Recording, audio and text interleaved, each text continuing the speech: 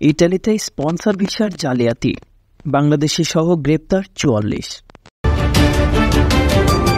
বিস্তারিততে যাওয়ার পূর্বে আপনারা যারা এই চ্যানেলে নতুন, চ্যানেলটি সাবস্ক্রাইব করে কমেন্টের মাধ্যমে আপনার মতামত শেয়ার করুন। ইতালিতে স্পন্সর ভিসা জালিয়াতির অভিযোগে ৪৪ জনকে গ্রেপ্তার করেছে দেশটির আইন শৃঙ্খলা বাহিনী। এর মধ্যে ইতালির নাগরিকের পাশাপাশি আছেন বাংলাদেশি সহ বেশ কয়েকজন এশীয় ও আফ্রিকান। ইতালিতে স্পন্সর ভিসা জালিয়াতির বিষয়ে মোটা অঙ্কের অর্থের বিনিময়ে তালিকার বাহিরে অযোগ্য প্রার্থীরা পাচ্ছেন সূচক। সম্প্রতি ভিডিও ইউনাইটেড সম্মেলনে এমন তথ্য দেন ইতালির প্রধানমন্ত্রী জর্জিয়া মেলোনি।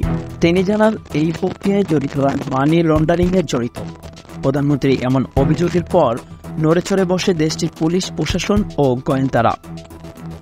এরই পরিপ্রেক্ষিতে গত বুধবার 10 জুলাই রাত থেকে শুরু হয় অভিযান।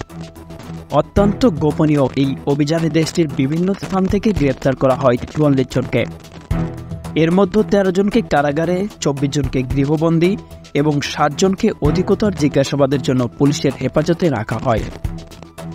তদন্তে চাঞ্চল্যকর তথ্য পাওয়ার কথা জানিয়েছেন ইতালীয় পুলিশ প্রশাসন ও প্রসিকিউটররা।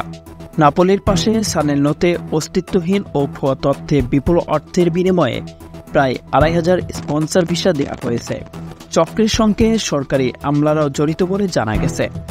অভিযানে দালালদের কাছ থেকে নগদ প্রায় ৬ মিলিয়ন অর্থ অবৈধ ইউরো জব্দ করা হয়েছে। অভিযান আরও জোরদার করা হবে বলে জানিয়েছেন পুলিশ।